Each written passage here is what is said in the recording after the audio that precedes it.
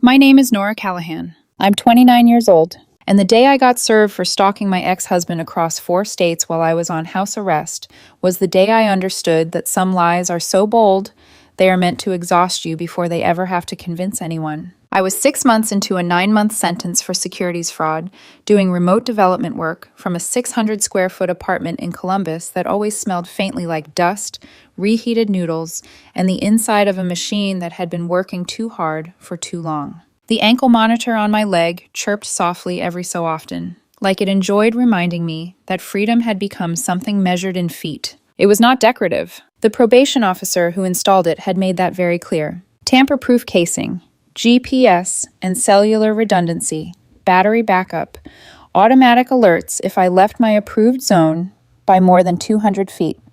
The state tracked me constantly and then billed me $8 a day for the privilege of being watched, like humiliation had been turned into a subscription service.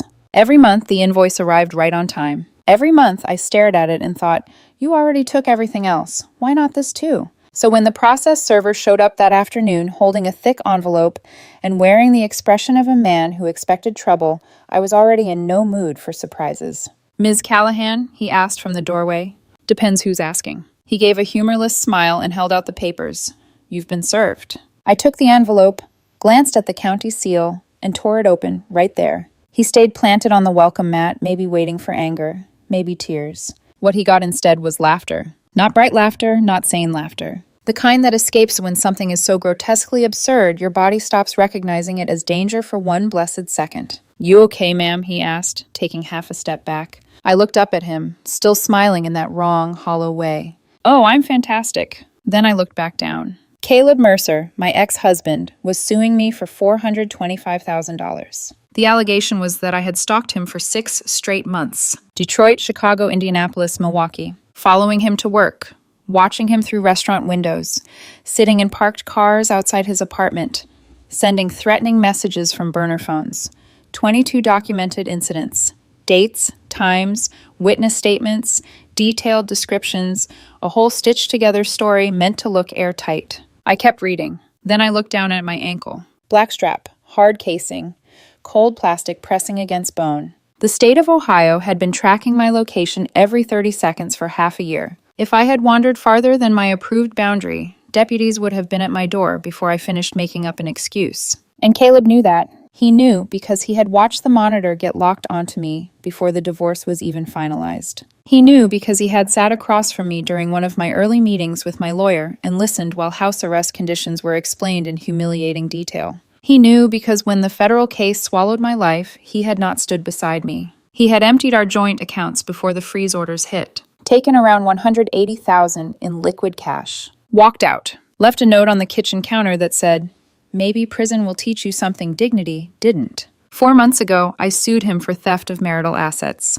Discovery had been moving forward. His options had been narrowing. And now this. This was not a panic move. This was strategy. He was trying to poison me before my civil case could finish him. The process server muttered, "Have a good one," and left so fast he practically jogged to his car. I shut the door, locked it, and stood in the middle of my apartment reading the complaint from beginning to end. March 22nd, allegedly outside Caleb's office in Detroit. That same day, my monitoring log would show I had been home for 6 straight hours, debugging code and eating lo mein out of the carton because washing dishes felt too ambitious. April 17th, supposedly sitting in a bar in Chicago watching Caleb from the back corner. Number: I had been on a video call with my team in Mumbai until after 2 in the morning. June 3rd, Indianapolis Shopping Center. Absolutely impossible. That was the night Bianca came over with groceries and stayed to watch hockey with me until my eyes went blurry. Every single incident in the lawsuit was physically impossible. And yet, it was all detailed enough to frighten a judge if the right pieces were presented in the right order.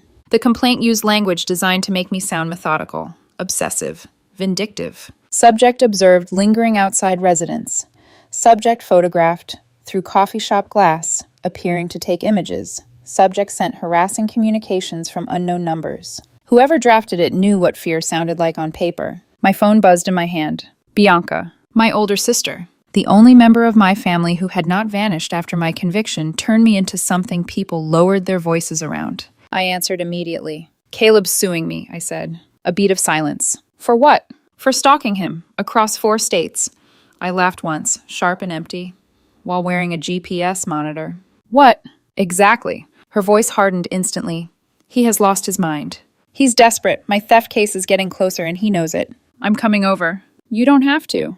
I know, I'm still coming. That was Bianca. Steady, practical, fiercely protective in a way that made you forget to ask whether protection and control ever looked too similar from a distance. She had shown up every week since I got out of county and on to house arrest. Groceries, takeout, visitor logs, care packages, legal files sorted into neat labeled folders when my brain was too afraid to do it myself. When the rest of my world decided I was professionally contaminated, Bianca kept knocking. I had built whole fragile pieces of myself around that fact. I called my lawyer before she arrived. He picked up on the second ring. Nora? Caleb's suing me for stalking. $425,000. He says I've been following him around the Midwest for 6 months. Silence. Then, carefully. That's impossible. Thank you. You're under electronic monitoring. Exactly. Send me everything right now. He has photos, I said, witness statements, burner phone texts. It looks polished. That makes it worse for him, not better. If your GPS data places you home during every alleged incident, we move to dismiss immediately and ask for sanctions. If you filed this in bad faith, I want fees too. After we hung up, I pulled up my monitoring records. The screen glowed blue in the dim apartment. Date after date, timestamp after timestamp. Proof of my confinement. Proof of my shame. Proof of my innocence. 3 weeks before the lawsuit, I had received a cease and desist letter from an attorney I did not know. It accused me of contacting Caleb, following him, harassing him, escalating toward criminal behavior. At the time, I had stared at it like it had been delivered to the wrong woman. I had forwarded it to my lawyer with one line. What is this? He had responded asking whether I had spoken to Caleb at all since the divorce. I had not. Not once. Not unless you counted reading his theft disclosures and trying not to put my fist through the laptop. A knock came 25 minutes later. Bianca entered carrying 2 grocery bags and a paper sack that smelled like garlic and fried onions. She took one look at my face and set everything down. How bad? I handed her the complaint. She read the first page, then the second, then let out a stunned breath. This is insane. Yes. He's claiming 6 months? Yes. Across 4 states? Yes. And you've been, she pointed at my ankle, exactly where the state says I've been. Her jaw tightened. He's trying to ruin your credibility before the theft judgment. That's what I think. She dropped into the chair across from me, flipping through the attachments. There were photographs. I had not looked closely yet. I did then. And for a second, my stomach dipped. The woman in the photos looked like me. Not perfectly, but enough. Same height, same build, dark hair, similar coat, similar posture, a face half hidden by angles, shadows, distance, car frames, reflections. In one image, she stood outside an office building, partly obscured behind a parked sedan like she was waiting for someone to come out. In another, she sat inside a bar, head turned just enough toward a table where Caleb was laughing with somebody out of frame. In a third, she walked through a mall parking lot several yards behind him. It was close enough to be deeply unnerving. Bianca leaned in beside me. God. I know. That really does look like you. It isn't. I know it isn't. She straightened, eyes narrowed. But whoever did this knew exactly how to make it believable. I stared at the image until my own face stopped feeling like mine. Someone had built a version of me designed to survive at first glance. A counterfeit woman. A portable accusation. And suddenly the apartment felt smaller. The monitor on my ankle felt heavier. The conviction I had already been surviving pressed against my ribs all over again, because there it was, that old, rotten question I could never fully kill. If someone had framed me once, why should I believe the damage ended there? Bianca reached for the papers again. We're going after him, right? My lawyer's filing the motion tonight. Good. She said it fiercely, like anger could become scaffolding if you kept your voice firm enough. I wanted to believe that. I wanted to believe that the truth was still a thing that mattered if you documented it hard enough. Outside, the evening darkened against the apartment windows. Inside, the monitor gave another soft, electronic chirp, and I looked down at it with a hatred so old it felt almost intimate. Caleb thought this thing made me easy to bury. He was wrong. Because if he had really filed a lawsuit claiming I crossed state lines while the government was mapping my every breath, then one of 2 things was true. Either he was stupid, or someone had promised him the setup was strong enough to survive reality. And somehow that second possibility scared me more, The first time I stopped seeing the photos as an insult and started seeing them as a system, I felt something colder than panic settle into me. Panic is sharp. This was not sharp. This was slow and clinical and mean. Because insults are sloppy, revenge is emotional. But systems? Systems are built by people who expect to win. By the third day after Caleb's lawsuit hit my door, my apartment had turned into a war room made out of legal pads, charging cables, cold coffee, and the kind of silence that only shows up when your nerves are too tired to keep screaming. My lawyer filed the motion to dismiss with my complete GPS logs attached. Every alleged sighting, every date, every timestamp, every coordinate showing me exactly where I had been.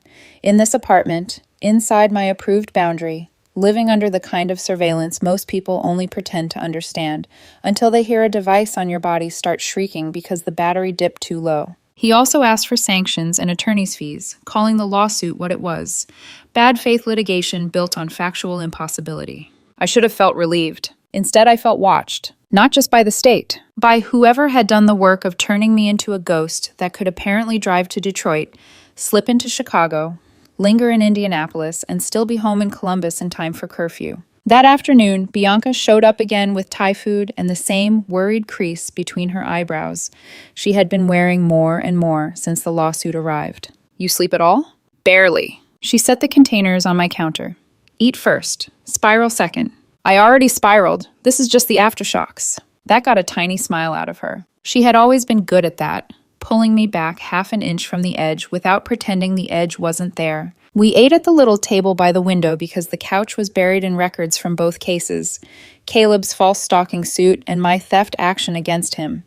The paperwork looked like two storms had collided in my living room and decided to stay. My phone lit up with the calendar notification. Video conference with my lawyer and the digital forensics analyst he had retained. $8,000 I did not have. $8,000 I had to spend anyway because innocence by itself had never once been enough to save me. When the call connected, my lawyer appeared first, tie loosened, expression already irritated in the way that meant he had spent the day dealing with avoidable nonsense. Then the analyst joined. Her name was Mara Vance, mid-40s, severe ponytail, dark-framed glasses, and the kind of intense stillness some people mistake for calm until they realize it is actually concentration sharpened into a weapon. Nora, she said, nodding, I've reviewed the complaint, the texts, and the photo set your lawyer sent over. And somebody worked very hard to make this look organic. Bianca sat beside me, arms folded, listening. Mara shared her screen. The first photo filled the monitor. The woman outside the office building. Mara zoomed in slowly.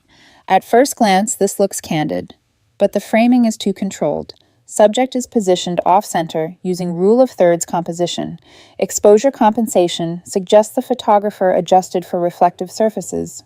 Whoever took this understood light, distance, and how to make an image feel accidental. My lawyer leaned forward, meaning this was likely shot by someone with professional, or at least semi-professional camera experience.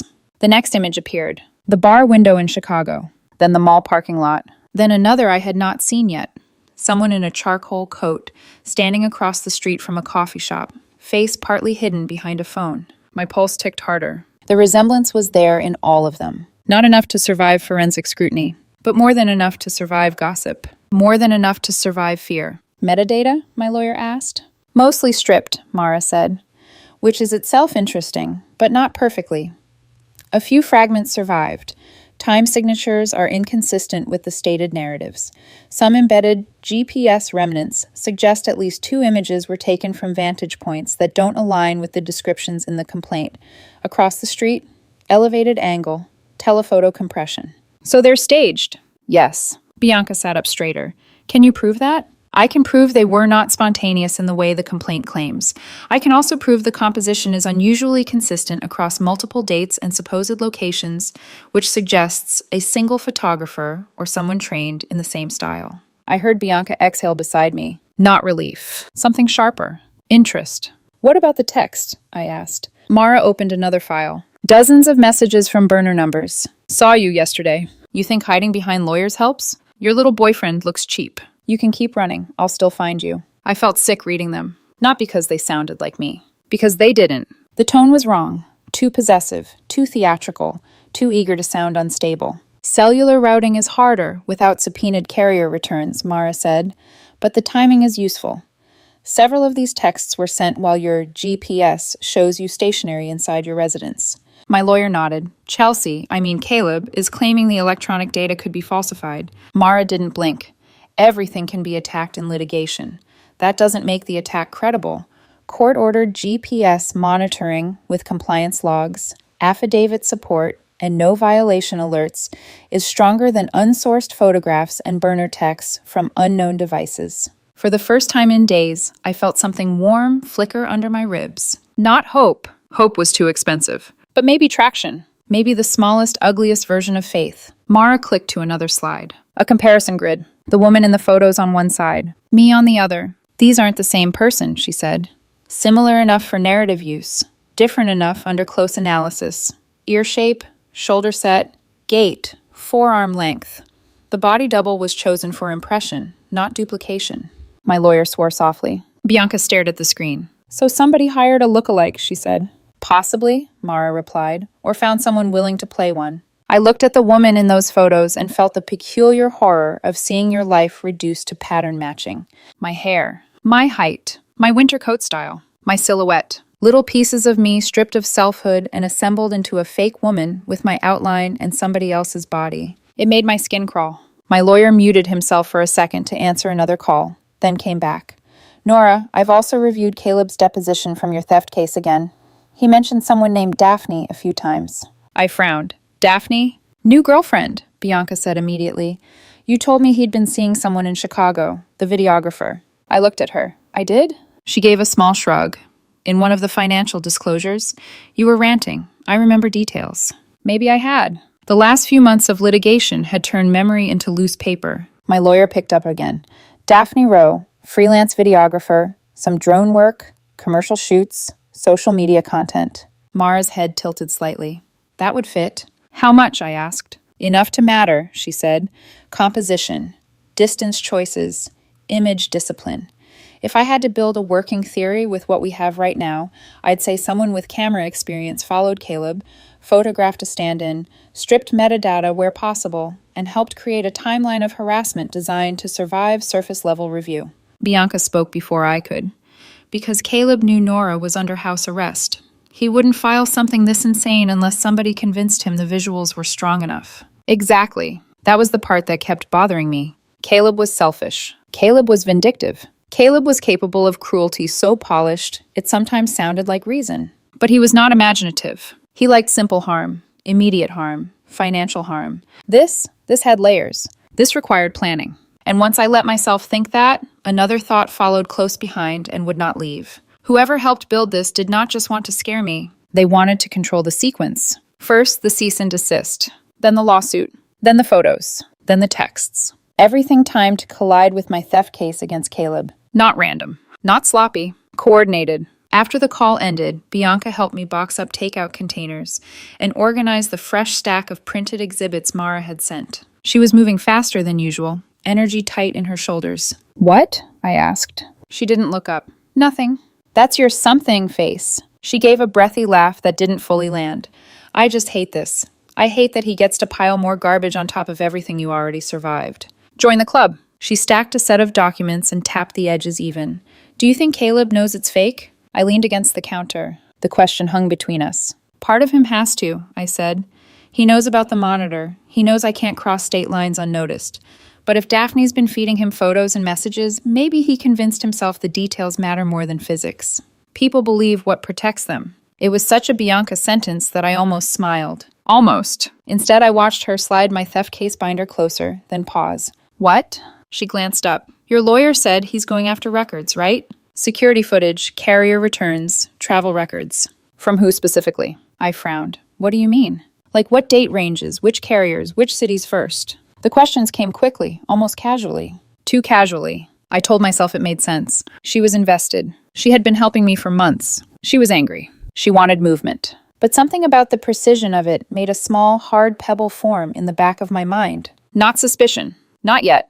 Just friction. I answered anyway. I don't know all of it. My lawyer's handling that. She nodded too fast. Right, of course. Then she smiled, and the moment dissolved enough for me to hate myself for noticing it at all. This was Bianca, my sister, the one who stayed, the one who signed visitor logs and carried groceries and sat on my couch when I could not stand the noise in my own head. Trauma does ugly things to trust, I told myself. It teaches you to read threat into shadows. That didn't mean the shadows were real. 2 days later, my probation officer sent the affidavit my lawyer requested. Full compliance for 180 days. No tampering alerts. No unauthorized movement. No signal anomalies. No equipment malfunction. The monitor had worked exactly the way it was supposed to, meaning Caleb's complaint was not just false, it was mechanically impossible. My lawyer filed the affidavit the same afternoon. Then Caleb's attorney responded by arguing that GPS systems could malfunction, and photographic evidence was more persuasive than self-serving electronic logs.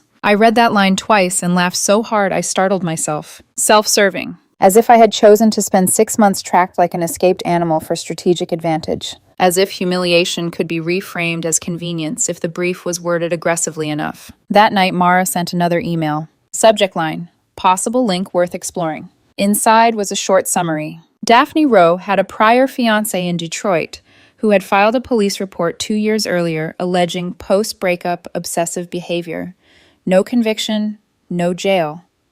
But there had been a restraining order and court-mandated anger management classes after a negotiated resolution. I read it once, then again. Then I called my lawyer. So she's done this before. Not exactly like this, he said, but close enough to make her relevant. Relevant. Such a legal word for the person who might have helped turn my life into a stage set. My lawyer moved fast after that. Emergency motion to depose Daphne. Subpoenas for records. Requests tied to travel history, device purchases, communication logs, and work product materials. Caleb's attorney fought all of it like we had asked for state secrets. Protective motions. Harassment claims. Arguments that Daphne was being targeted unfairly because she was Caleb's partner. The judge did not rule immediately. Of course she didn't. Nothing in my life ever happened before it first had time to rot. So I waited. That was the hidden cruelty of house arrest no one talks about enough. It isn't just confinement. It's enforced stillness while other people move around destroying you.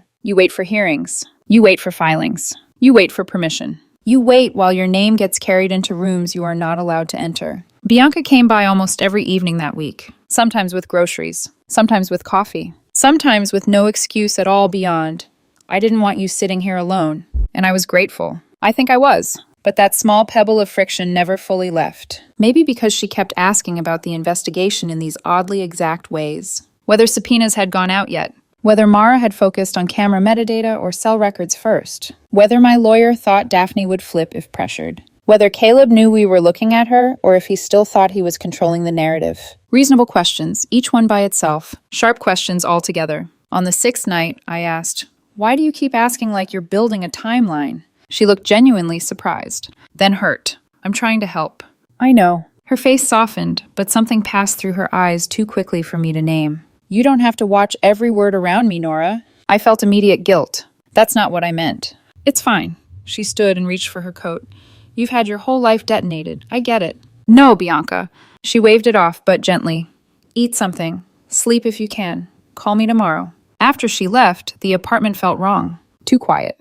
Too still. I stood in the kitchen, staring at the visitor log on the counter where I kept the slip signed for my probation file. Bianca's name appeared over and over again across the last 6 months. Neat handwriting. Consistent times. Proof of loyalty. Proof of presence. I do not know why that bothered me then. Not consciously. Not in a way I could have explained. Maybe because there is something eerie about seeing devotion turned into documentation. How many times had she sat in this apartment telling me I would survive this? How many times had I believed her because belief was easier than isolation? I went to bed late and slept badly. In the morning, Mara called. "Nora, I found something." My pulse jumped. "What?" We traced some public posts, archived location tags, and business gig records tied to Daphne. Enough to show she was in at least 2 of the cities mentioned in Caleb's complaint during the same broader windows as the alleged sightings. "That's good, right?" "It's useful," she said, "and there's more. We found repeated payments from Daphne to a woman named Jules Mercer." "Who's that?" "Local actress, small modeling jobs, promotional work, similar height and build to you." I sat down hard. The chair scraped against the floor. "You found the woman." "I found the likely candidate." For a second I could not speak. Everything around me seemed to sharpen: the hum of the refrigerator, the faint pressure of the monitor against my ankle, the dry taste in my mouth. A real woman, a real stand-in, not just a theory anymore, Mara continued, voice steady. We don't know yet whether Jules understood what she was participating in, but the timing lines up. Payments correlate with dates near several alleged incidents.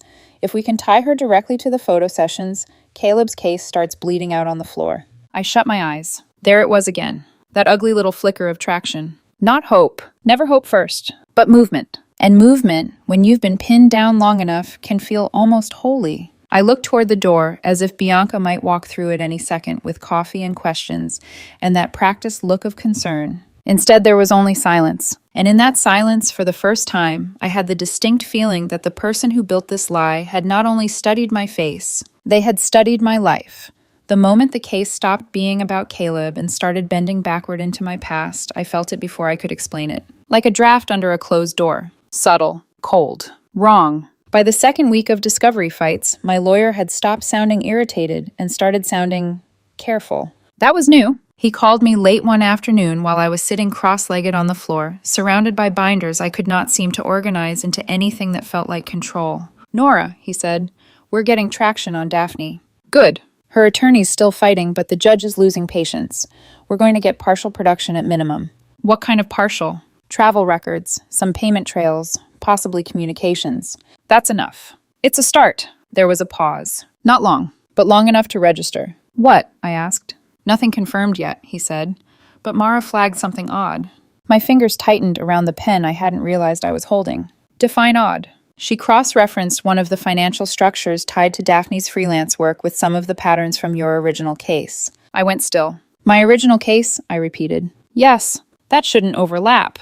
I agree. Silence stretched. The air in my apartment felt thinner. What kind of pattern? I asked finally. Shell company structuring, routing habits. Nothing definitive yet, but enough that Mara didn't want to ignore it. For a second, I almost laughed. Not because it was funny, because it was exhausting. That case is done, I said. I pled. I served time. I'm finishing the sentence. I know. So why are we even looking at it? Because sometimes, he said quietly, people reuse what works. I closed my eyes. There it was again. That draft. That sense that the door behind me wasn't as closed as I thought it was. I want Mara to dig, I said. I already told her to. After we hung up, I sat there for a long time, staring at nothing. 3 years ago, the fraud case had arrived like a tidal wave. Evidence that looked airtight. Trading logs tied to my API keys. Emails from my accounts. Wire transfers to offshore shell companies I had never heard of. Everything lined up too cleanly. Too perfectly. I had insisted I didn't do it. My public defender had listened, then laid out the math. Even if it's fabricated, it's convincing. The conviction rate is over 90%. If you fight and lose, you're looking at 15 years. So I took the deal. 4 years. Possibility of house arrest after initial time served. I told myself I was choosing survival. But survival has a way of rotting if you never understand what you survived. Now here it was again. Not the case itself, but the shape of it. Echoing. Repeating. Like somebody had built 2 different storms using the same blueprint. That night, Bianca came over again. Groceries. Takeout. The same rhythm we had fallen into over the last 6 months. She kicked off her shoes like she belonged there, like she always had, like she always would. You look like you haven't moved in hours, she said, setting the bags down. I haven't. She frowned. What happened? I hesitated, then told her. Not everything. Just enough. Mara found something that overlaps with the old case, I said. Financial patterns. Shell structures. Bianca went very still. Not obviously. Not in a way anyone else would have noticed. But I had known her my entire life. Stillness for her was louder than panic. That doesn't mean anything, she said quickly. People use shell companies all the time. I know, so it's probably coincidence. Probably. The word sat there, between us. Heavy. Bianca busied herself unpacking containers, moving with a little more force than necessary. What does your lawyer think? She asked. He wants to dig. She gave a short laugh. Of course he does. Billable hours don't generate themselves. That felt sharper than usual. I watched her. Bianca. She looked up. What? You've been pushing me to stay aggressive on Caleb's case. Yes. But every time the old case comes up, you want me to drop it. That's not true. It kind of is. Her jaw tightened. I'm trying to keep you focused on what actually helps you, she said. Caleb is right in front of you. That's winnable. The old case is already decided. Decided doesn't mean correct. It does legally. but not factually. She didn't answer that. Instead, she slid a container toward me. Eat. I didn't. Bianca. What? Why does it bother you? Her eyes snapped to mine. What bothers me? That we're looking at it again. It doesn't. It does. She stared at me for a long second. Then her expression softened. You've been through hell, she said quietly. I watched it happen. The investigation, the plea, the jail time, the monitor. You want to go back into that? I want to understand it. You survived it. That's not the same thing. Silence. Then she shook her head, like she was frustrated with me. Fine, she said. Dig if you want. I just don't want to watch you get pulled back into something that already cost you everything. That sounded like concern. It felt like control, and I hated myself for thinking that. Because this was Bianca, the one who stayed. The one who signed visitor logs and showed up with groceries and sat on my couch when everyone else decided I was untouchable. You don't suspect the person who keeps you from falling apart. Not unless something inside you is already breaking. 2 days later, Mara requested another call. This time her tone was different, more focused, less theoretical. I need to show you something, she said. My lawyer joined. Bianca was there too, sitting at my kitchen table like she had started doing automatically whenever anything important happened. Mara shared her screen. Bank records, transaction flows, corporate filings. It looked like noise at first. Then she started connecting lines. Daphne is in significant debt, Mara said. Failed contracts, inconsistent income.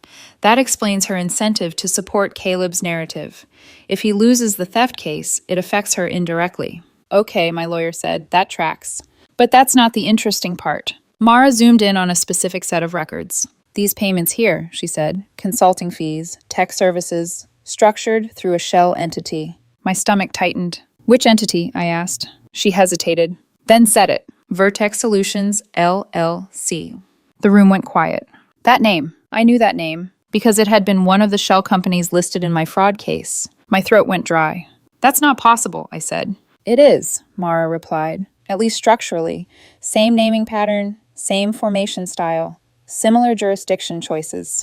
That doesn't mean it's the same entity. No, she agreed, but it means whoever set this up understands how those structures work. Bianca spoke quickly. Lots of freelancers use shell companies, she said. It's normal. Mara nodded. It can be, but patterns matter, especially when they repeat across unrelated cases tied to the same person. Me, I said quietly. Yes, I felt something shift inside me. Not fully, not clearly, but enough. Keep going, I said. Mara pulled up another document.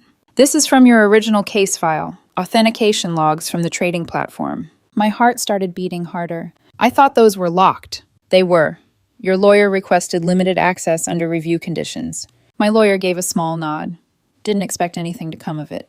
But here we are. Mara pointed to the timestamps. Trades were executed using your API keys, she said. That's what the prosecution relied on. I know. But there's backup authentication data, device fingerprints, login environments. She zoomed in. Multiple logins originated from Columbus, not from your documented travel locations. My breath caught. I was traveling during that period, I said. Client sites, meetings. Exactly, Mara said, which means the trades could have been executed from your home base while you were elsewhere. The room went very quiet. From my apartment, I said slowly. Yes. Using my credentials. Yes. By someone who had access. Mara didn't answer. She didn't need to. My lawyer leaned forward. Do we know what device? Mara switched screens. A MacBook Pro. Device fingerprint matches a model commonly used by freelance developers and designers during that time frame. Bianca shifted beside me. Subtle, but I felt it. Lots of people have MacBooks, she said quickly. Mara nodded. That's true, which is why this alone isn't enough. But it narrows the field. My lawyer turned to me.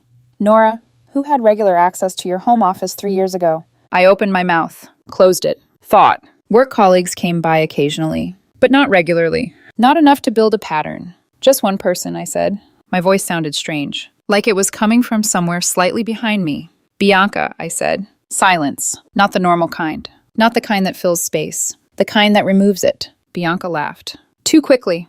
That's ridiculous. I looked at her. I'm not accusing you. Good, because that would be insane. I'm answering the question. You had coworkers over. Not consistently. You had contractors.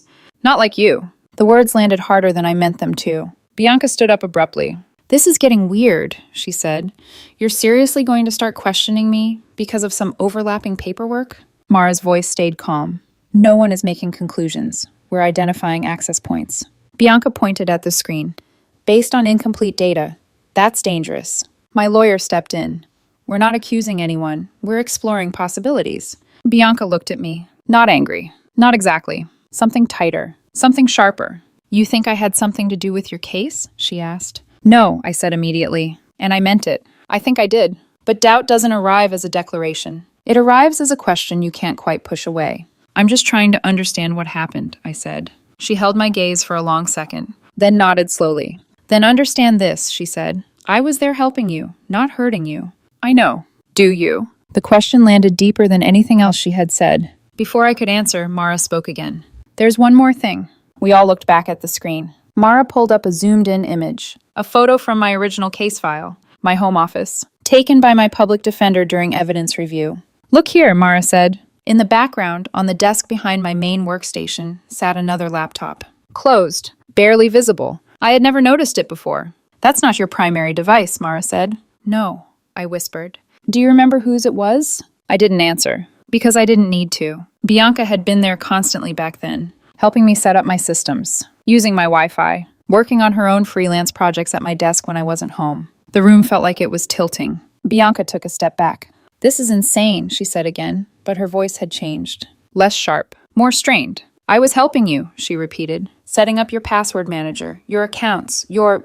She stopped. Too late. Mara and my lawyer both went very still. My pulse roared in my ears. Password manager? My lawyer said carefully. Bianca blinked. Realized. Adjusted. I mean, she asked me to help organize her logins, she said quickly. I stared at her. 3 years collapsed into a single, unbearable line. She had helped me set it up. She had access. She had proximity. She had opportunity. And suddenly, every visit over the last 6 months, every grocery run, every quiet evening, every I'm here for you, shifted in meaning. Not support. Surveillance. Not care. Control. My hands went numb. Bianca looked at me. And for the first time in my life, I could not tell if I knew my own sister. I didn't confront her. That was the first decision that felt like control. Not reaction, not emotion. Control. Because the second the possibility took shape in my mind, not certainty, not proof, just possibility, I understood something with a clarity that made my chest hurt. If Bianca had done this, if she had taken my credentials, built a fraud in my name, let me take the fall, then every instinct she had shown me over the last 6 months wasn't just concern. It was maintenance. And you don't tip off someone who's been maintaining a lie that big. So I smiled, not convincingly. But enough. You're right, I said quietly. This is getting ahead of itself. Bianca searched my face, looking for something. I didn't know what she saw. But after a moment, her shoulders lowered half an inch. Good, she said. Because this is exactly how things spiral. I know. I'm here to help you, Nora, not whatever this is. I know. I said it again, because I needed her to believe it. Because if I didn't, everything that came next would collapse before it started. The next week became 2 parallel tracks. One loud, one silent. The loud one was Caleb, Daphne, the fake stalking case. Everything that had been thrown at me in a way that was meant to break me quickly. The silent one was Bianca, the thing that had been sitting underneath my life for 3 years, quiet enough to survive, patient enough to wait. We pushed the loud track first, because it was safer, because it kept Bianca calm. Because it gave us time. Mara moved fast. Too fast for Caleb's attorney to keep up. Subpoenas went out. Partial records came in. Travel logs. Fuel receipts. Phone carrier data. Security footage fragments from places that hadn't lost their recordings yet. And slowly, methodically, the story Caleb had filed began to unravel. Daphne had been on the road. Not randomly. Not occasionally. Consistently. On dates that lined up with the alleged sightings. In cities I was supposedly stalking Caleb in. Her phone pinged towers along those routes. Her vehicle showed up on toll cameras. Gas purchases mapped her movement like a breadcrumb trail she didn't realize she was leaving. Then came the phones. Burner devices. Purchased in cash over several months. Activated briefly. Used. Discarded. Mara matched usage windows to the timestamps on the threatening texts. It was clean. Too clean. The kind of clean that only happens when someone thinks no one is looking closely enough to connect the pieces. And then we found her. Jules Mercer, the woman in the photos. The version of me. She wasn't hard to locate once Mara had her name. Small-time actress. Promotional modeling gigs. A portfolio full of urban lifestyle shots. Exactly the kind of work that would make a staged surveillance project feel like a paid performance instead of a crime. My lawyer arranged the interview. Recorded. Documented. Careful. Jules sat across from him in a small office and told the truth in the kind of halting, uncertain way people do when they realize too late they've been part of something they didn't understand. She told me it was an art project, Jules said. Who did? My lawyer asked. Daphne. Describe the project. Urban observation, like documenting anonymity in public spaces. She showed me reference photos, told me to match posture, clothing style, how I stood, how I moved. Did you know you were impersonating a real person? No, Jules said immediately. I thought it was conceptual, like character work. Did she ever mention Nora Callahan? No. Did she tell you where the photos would be used? No. How were you paid? Cash, per session. How many sessions? Over months, maybe 15, 20. Each answer cut cleaner than the last. Because it wasn't just evidence. It was confirmation. This wasn't chaos. This was design. The meeting with Caleb and his attorney happened 3 weeks later. I joined by video. Still inside my apartment. Still inside the boundaries drawn for me. But for the first time, I didn't feel small in that space. My lawyer sat across from Caleb in a glass-walled conference room. Mara beside him. A stack of documents between them. Caleb looked tired. Not broken. Not yet. But strained in a way I had never seen when we were married. Daphne wasn't there. That told me everything I needed to know. My lawyer didn't waste time. He walked through it, methodically.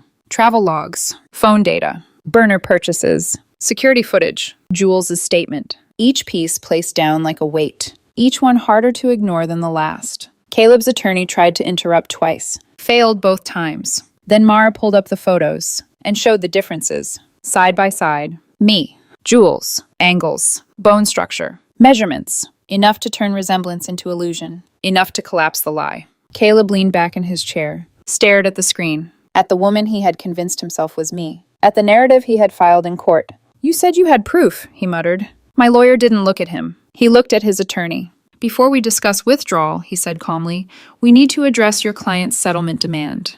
Caleb's head snapped up. What? His attorney went pale. What settlement demand? My lawyer slid a printed email across the table. $50,000, he said, in exchange for dropping a lawsuit your client knew, or should have known, was false, combined with a demand that Nora withdraw her theft claim with prejudice. Silence. Then Caleb looked at his attorney, then back at the paper. I didn't...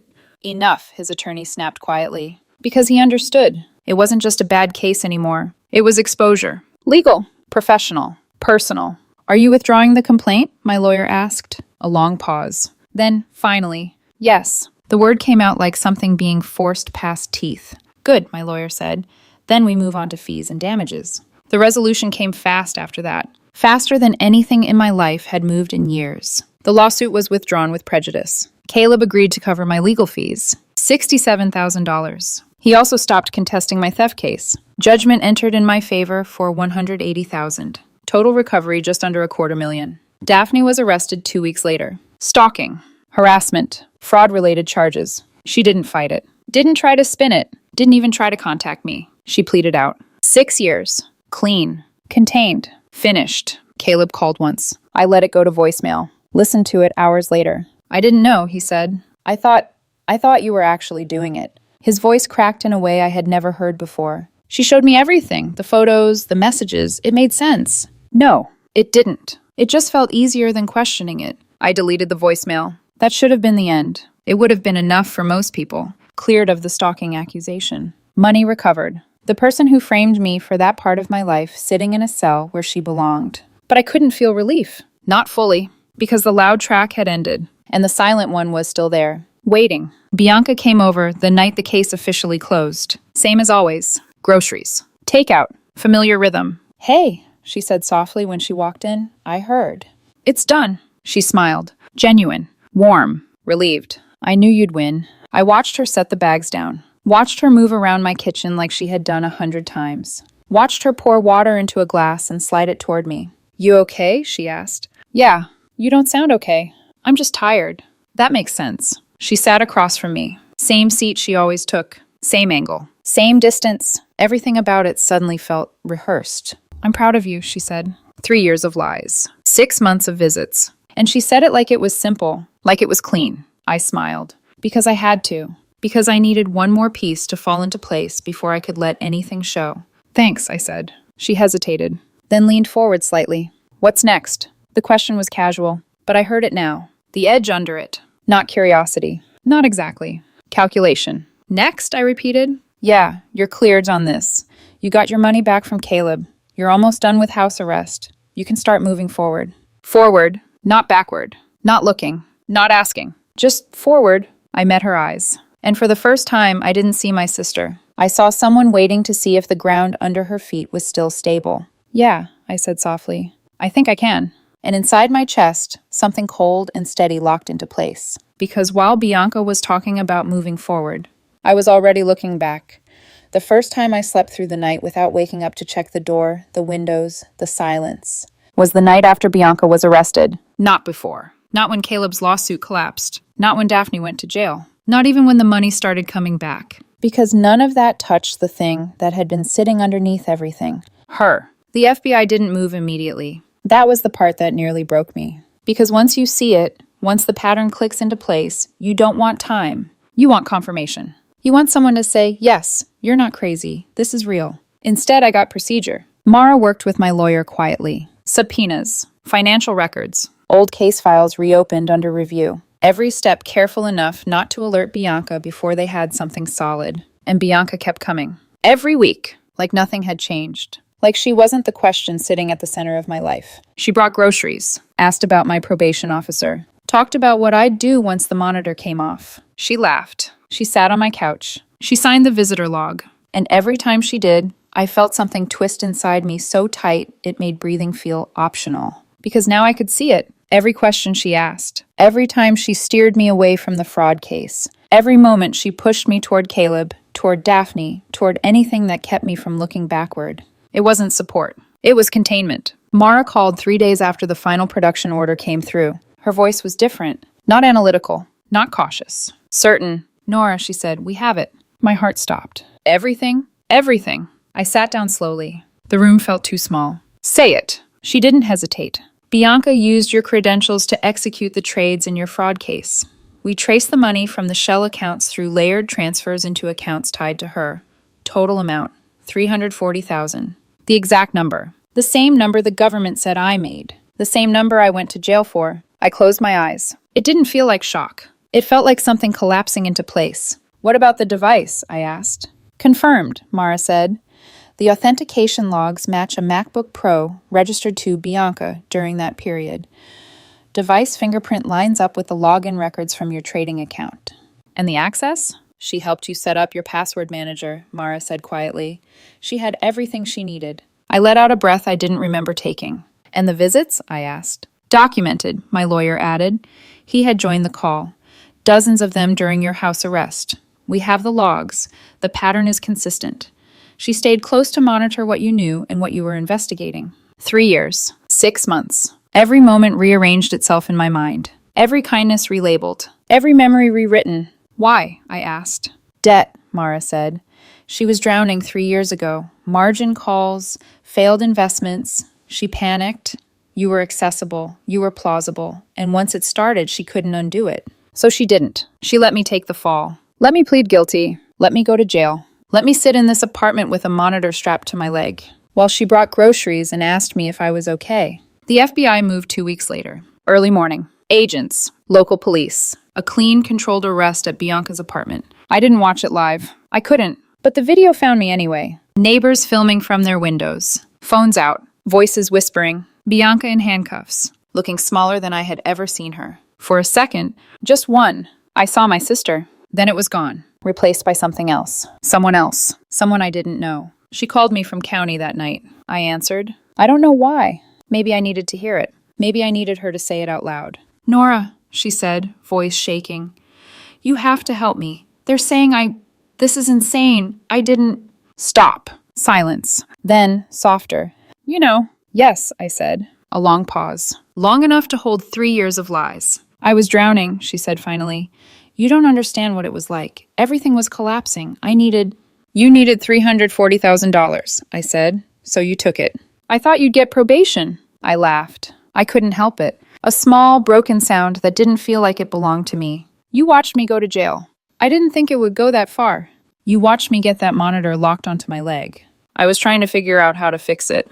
You visited me every week. Silence. Not to help me, I said, to watch me. That's not... It is. She started crying. Real tears. Real fear. I'm your sister, she said.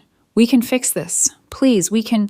No. The word came out clean. Final. Because that was the moment it settled. Not anger. Not revenge. Clarity. You stopped being my sister the day you let me take the fall for your crime, I said. I didn't mean to... You did, I said quietly. Every day you stayed silent, you meant to. Silence again. Then, small. Please. I hung up. The legal system moved faster once the truth was no longer hypothetical. My lawyer filed an emergency motion. Not to celebrate. Not to punish. To fix. To remove the ankle monitor based on the new evidence. The prosecution didn't fight it. Not once the financial tracing started matching Mara's work. The judge didn't apologize. Judges don't do that. She adjusted my conditions. Set a fast-track review. The monitor came off first. I remember the sound. The click. The weight lifting. The space around my ankle suddenly feeling empty. Like something had been there so long my body forgot what it was like without it. I didn't cry. Not then. That came later. When I realized I could walk to the door and open it.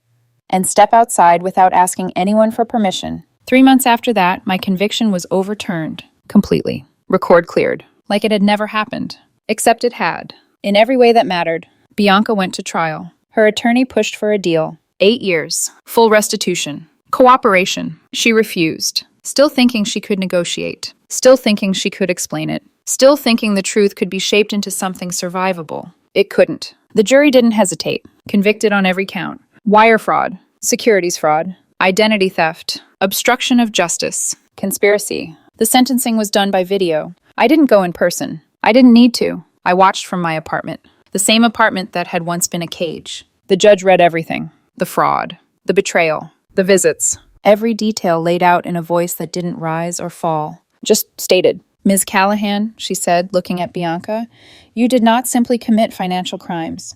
You constructed a deception that destroyed your own sister's life and then maintained that deception through calculated contact designed to protect yourself. Bianca looked hollow, like something had been scooped out of her. You visited her repeatedly during her house arrest, the judge continued, not out of care, but to monitor her, to ensure your crime remained undiscovered. This court finds that behavior particularly egregious. Bianca's lawyer tried to speak. The judge cut him off. 10 years. The number landed like a dropped weight. Federal custody. Bianca's face broke. Fully. Completely. For a second, I saw the girl I grew up with. The one who used to pull me out of trouble. The one who used to stand between me and everything else. Then she disappeared again. And all that was left was the woman who let me go to jail in her place. The civil case followed. My lawyer pushed for damages. Lost income. Legal fees. Emotional distress. Bianca's assets were liquidated. Apartment. Car. Accounts. A payment plan for the rest. Combined with Caleb's judgment, the total landed in the mid-6 figures. Enough to rebuild. Not enough to erase. Nothing would ever be enough to erase. My probation officer called me after the conviction was overturned. I owe you an apology, she said. You followed the evidence you had, I replied. It wasn't enough. No, I said, it wasn't.